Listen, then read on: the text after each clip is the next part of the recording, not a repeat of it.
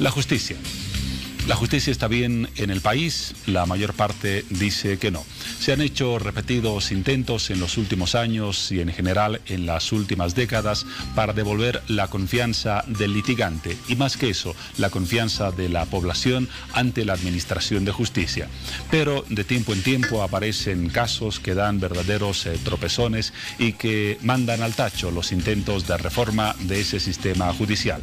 El último de ellos, el caso del doctor Jerry Fernández, el caso del bebé Alexander, que en estos días ha tenido muchas repercusiones. Ustedes ya conocen la mayor parte de ellas.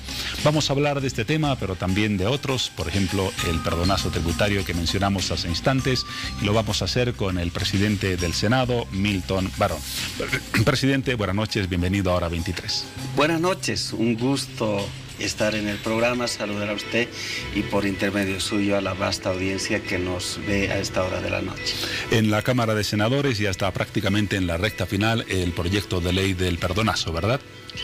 Sí, en realidad el día de hoy ya hemos sancionado la ley, la cual ha pasado al órgano ejecutivo para su correspondiente promulgación. Vamos a hablar más adelante en detalle de ese proyecto que tiene varias facetas de interés para gran parte de la población. Pero ¿qué le parece si comenzamos hablando del tema de la justicia? Usted, antes de llegar a la presidencia del Senado, fue presidente de la Comisión de Justicia, tiene una formación en Derecho, es abogado. ¿Qué criterio tiene sobre esta última crisis que ha develado una vez más que algo no está funcionando en el Ministerio Público y en la justicia boliviana? Hay varios problemas que tiene la justicia boliviana en lo concerniente a la retardación de justicia, a la mora procesal, situaciones de corrupción que se dan, en muchos casos falta de diligencia en el trabajo de los operadores de la justicia boliviana. Hay muchas cosas que indudablemente tiene que cambiar a raíz precisamente de ese diagnóstico de crisis, de tareas pendientes que hay que acometer al interior de la justicia boliviana. Es que se llevó adelante la cumbre de justicia, donde el pueblo boliviano planteó varias medidas que tienen que ver con revolucionar la justicia. Varias de esas conclusiones nosotros las hemos venido traduciendo en leyes. Por ejemplo, el Código del Sistema Penal, que pretendía cambiar las cosas en esta área del derecho, que se constituye en la cara de la justicia boliviana porque la mayor carga procesal es precisamente en esta materia. Pero ese código es conocido por todos que fue abrogado debido a una serie de tergiversaciones y mentiras que se dieron a partir de la oposición. Y bueno, sin embargo, en adelante habrá que retomar desde los escenarios de la sociedad civil, de manera paulatina, este trabajo que nos permita reformar las cosas en materia del derecho penal, por un lado. Por otro lado, últimamente hemos aprobado, por ejemplo, la creación de las salas constitucionales que le van a dar mayor calidad a la administración de justicia constitucional porque van a ser profesionales expertos en esta materia del derecho los que se van a constituir en vocales de las salas constitucionales, porque actualmente las acciones tutelares, llámese amparos constitucionales, acciones de libertad, de cumplimiento, entre otros, son resueltos en primera instancia por los jueces ordinarios, los cuales a la vez atienden materia penal, familiar, administrativo, laboral. Y lo constitucional para ellos resulta siendo un elemento accesorio.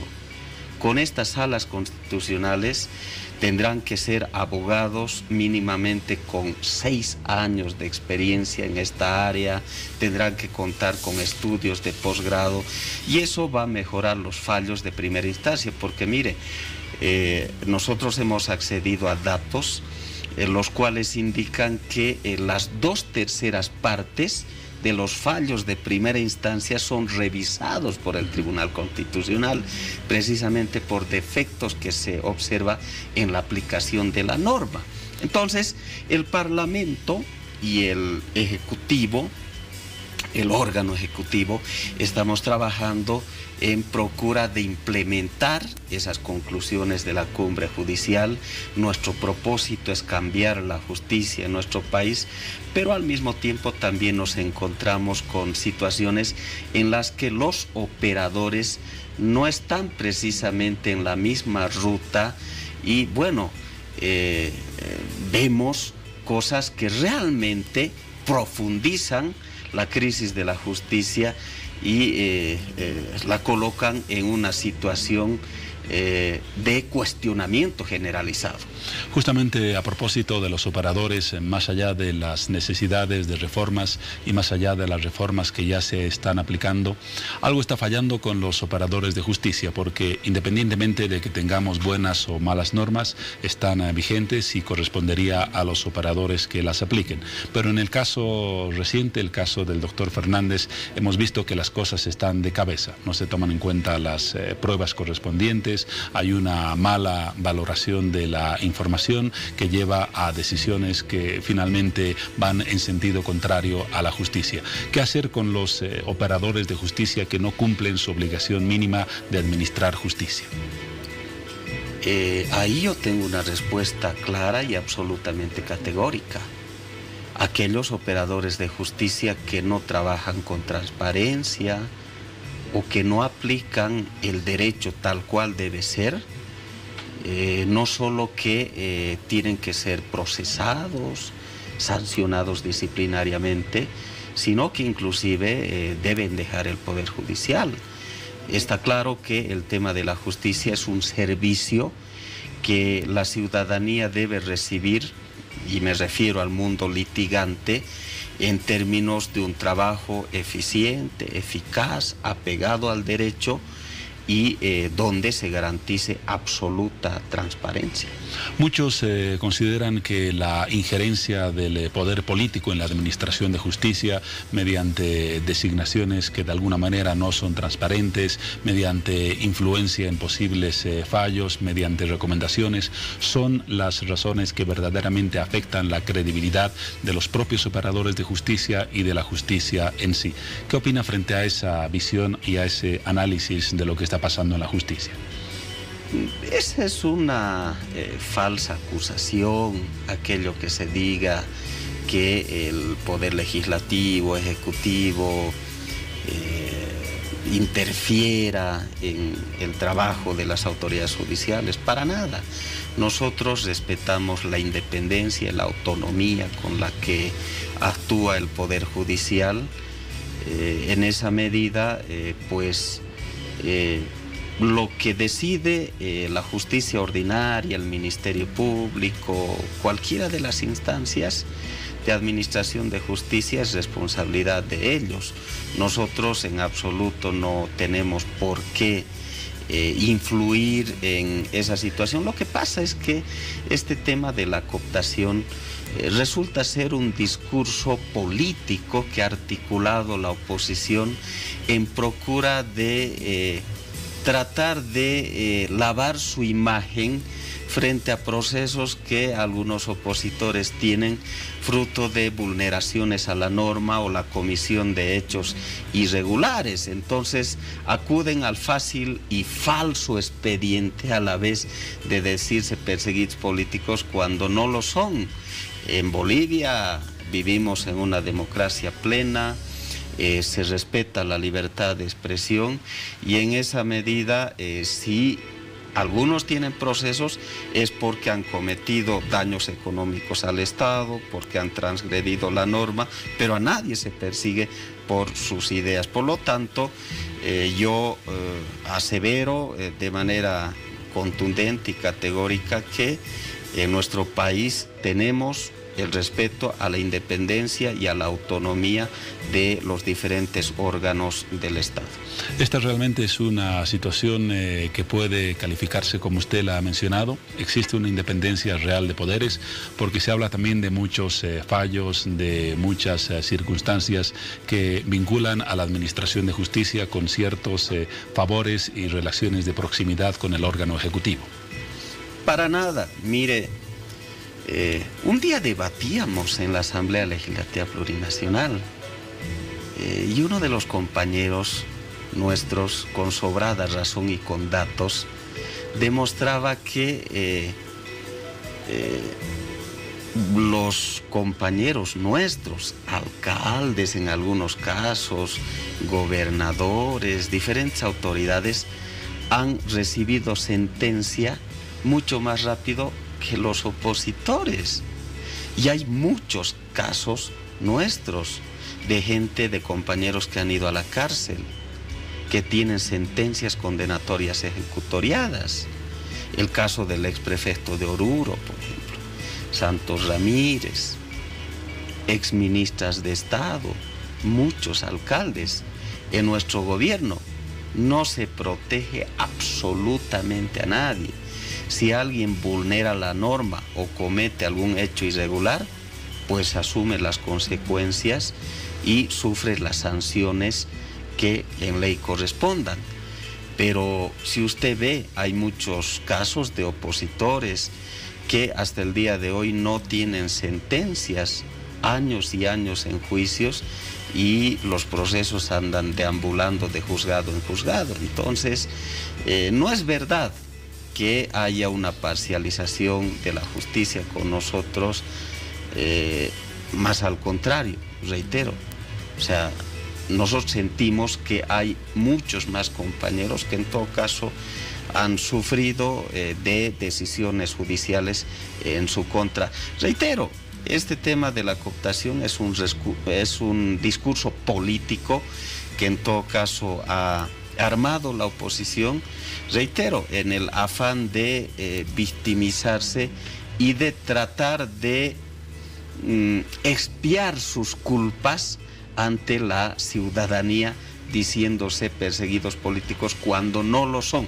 Perseguido político es aquel que sufre los rigores de la persecución por sus ideas, y a nadie en este país se persigue por sus ideas. Si alguien tiene proceso es porque tiene cuentas pendientes con la justicia, porque ha transgredido la norma o ha cometido algún acto reñido con la moral, con la ética, o finalmente ha afectado los recursos públicos, que por cierto son absolutamente sagrados.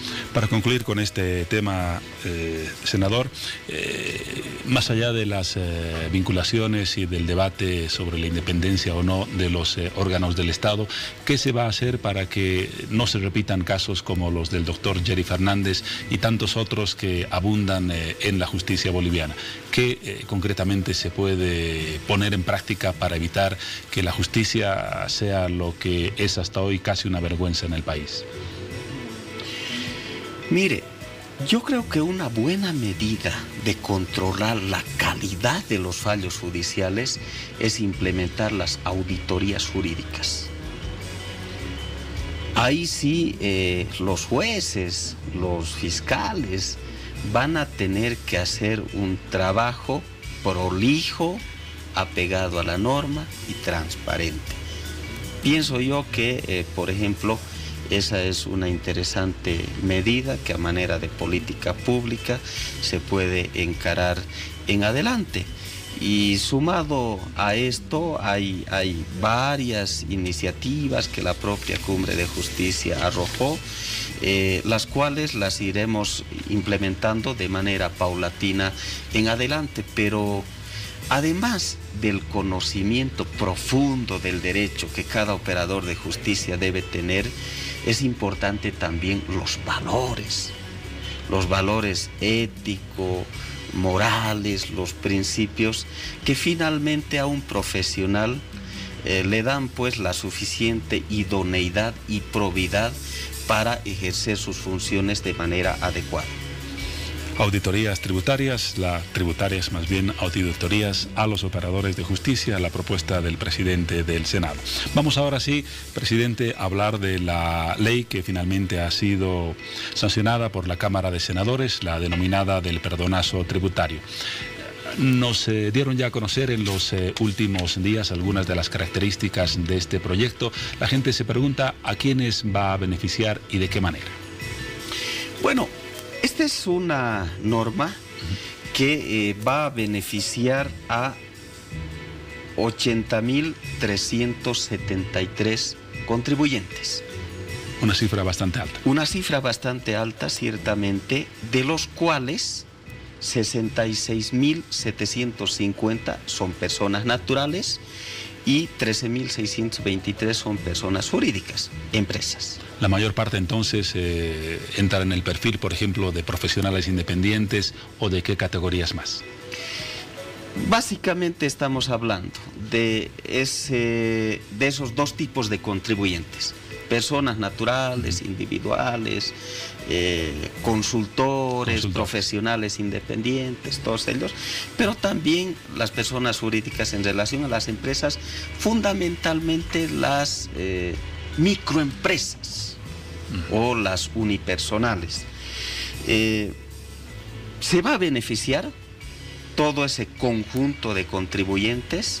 Reitero que llega a 80.373 con la condonación o liberación de los impuestos y las multas. Lo único que cancelan es el tributo omitido. Y en ello tengo un ejercicio de una deuda tributaria, por ejemplo, de la gestión 2010. Un ejemplo con un caso. Un ejemplo con un caso, donde el tributo omitido actualizado es de 20.000 bolivianos. Los intereses, de acuerdo a las escalas que en norma se tiene definido, suman 9.538. Sobre los 20.000. Sobre los 20.000.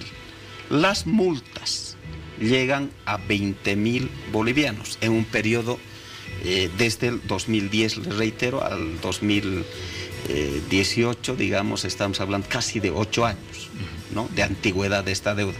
Mire, en ese caso, entre los intereses y la multa, más el tributo omitido, suma 49.538. Más que duplicada la cifra de la deuda original. Más que duplicada, exactamente. Esta persona que en ese caso tiene esa deuda, 49.000 y pico bolivianos, ¿cuánto tendría que pagar con la aplicación de esta nueva norma? Ahora bien, hay dos casos. Uno, si es al contado o hay plan de pagos.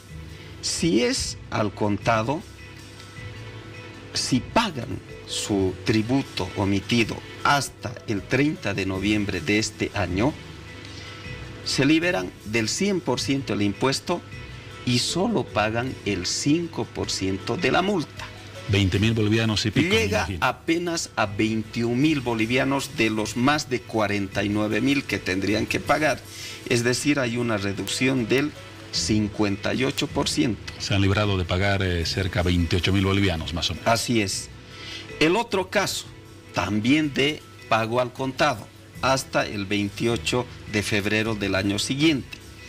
Acá también, en todos los casos no se paga intereses, pero sí la multa sube al 10%, se libera el 90%.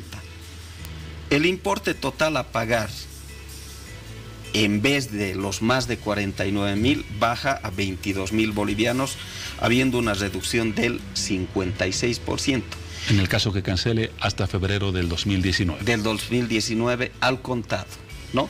Ahora, para el caso de plan de pagos, alguien que no tiene el monto total de la deuda. Así es, hasta el 28 de febrero también del año siguiente. Aquí la multa que paga es del 20%, el 80% se libera. La deuda total llegaría a 24.000 bolivianos, cuando debió haber pagado 49.538. Tenemos una reducción del 52%. Por lo tanto, es una medida que va a beneficiar a los emprendedores que hacen empresa, a las personas individuales que pagan impuestos de jurisdicción nacional como el IVA, el RCIVA, el IUE o el IT. ¿Qué tiene que hacer la gente ya correspondiente a una o a otra de las categorías que he mencionado para acogerse a este beneficio? Me imagino ir directamente a impuestos nacionales, ¿o cuál es el camino? Bueno, ya una vez que la norma sea promulgada, lo que tienen que hacer es apersonarse a impuestos nacionales y en todo caso honrar su tributo omitido, y a partir de ello, bueno, se materializa el beneficio. Algunos han opinado respecto a este documento lo siguiente, que crea la tendencia a no cumplir en los plazos establecidos las deudas tributarias que se tienen con el fisco y a esperar un perdonazo, creando una cultura de no pago por el momento mis impuestos porque espero que algún momento me condonen los intereses o las multas correspondientes. ¿No estamos fomentando esa mentalidad en los profesionales, en los pequeños y en los grandes empresarios? Me parece que no, porque en todo caso los que omiten el pago de tributos no es en una gran cantidad en relación al universo de contribuyentes. Y bueno, estas medidas, si bien es cierto que por un lado liberan a muchos del pago de intereses, de multas, pero también viéndolo desde la otra perspectiva, le permiten al Estado cobrar recursos que de pronto por las cuantías que actualmente alcanzan son incobrables, ¿no? Entonces, en este caso, estamos hablando, por ejemplo, de un ingreso que ha de estar por el orden de los 3.524 millones de bolivianos que van a beneficiar al pueblo boliviano, porque los recursos públicos se traducen en construcción de escuelas, hospitales, carreteras, en fin, una serie de proyectos que nos benefician a todos. Y también otro proyecto, otro de los motivos por los cuales lo hemos convocado, que está en curso en la Cámara de Senadores, el proyecto de ley contra el abigeato. Nos referimos al abigeato cuando hablamos del robo de ganado. ¿Qué se ha decidido respecto a este proyecto? Le comento que esta mañana también hemos sancionado ya esta ley.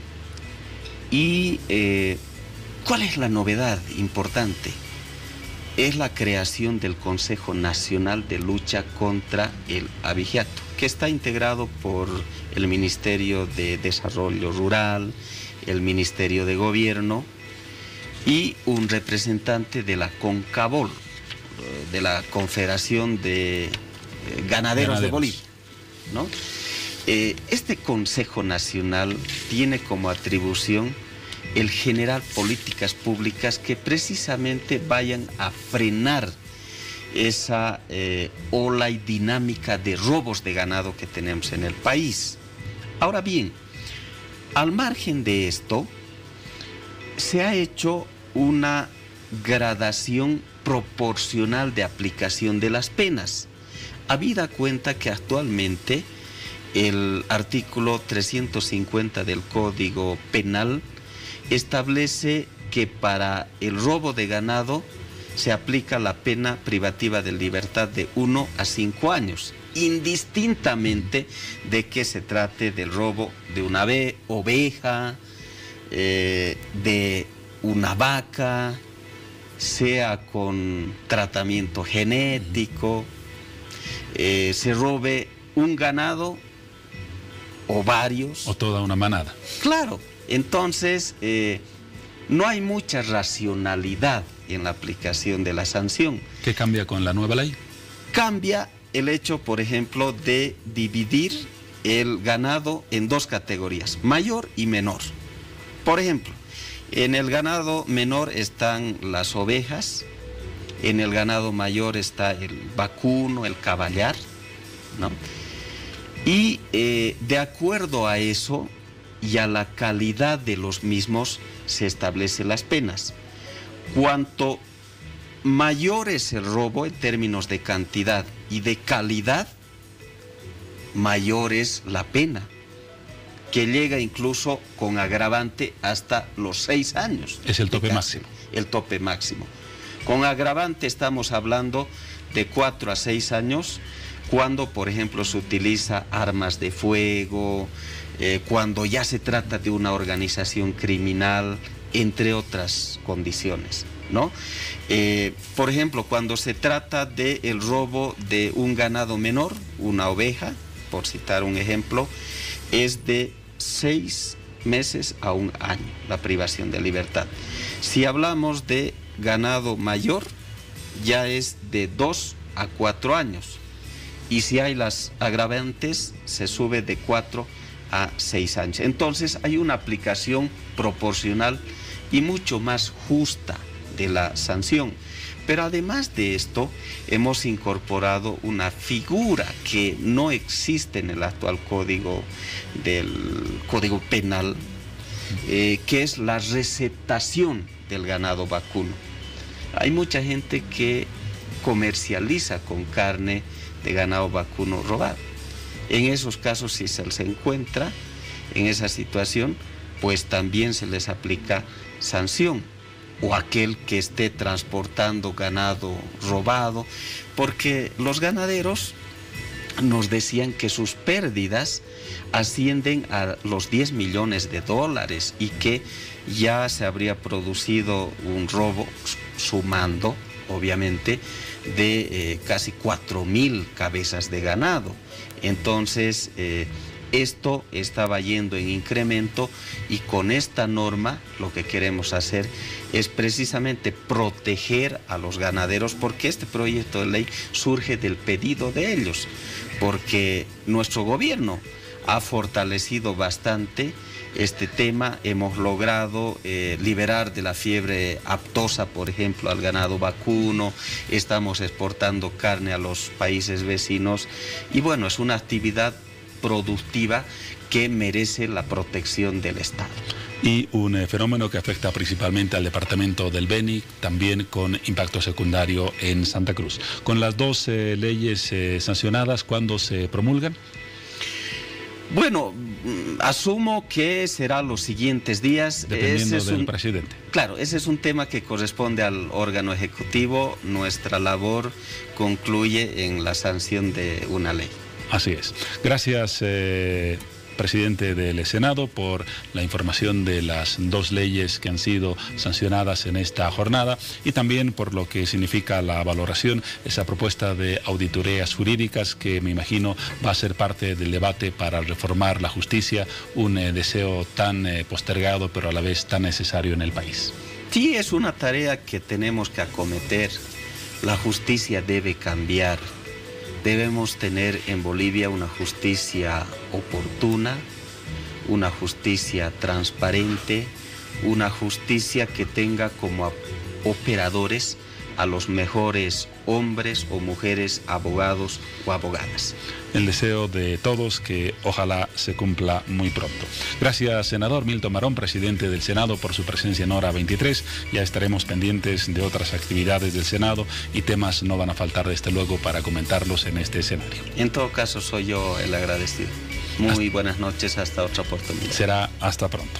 Vamos ahora a un paréntesis en Hora 23 para seguir luego con el reportaje especial que hemos preparado para esta jornada, el tema negligencia médica, la visión de un sector y de otro, desde luego como corresponde a un tratamiento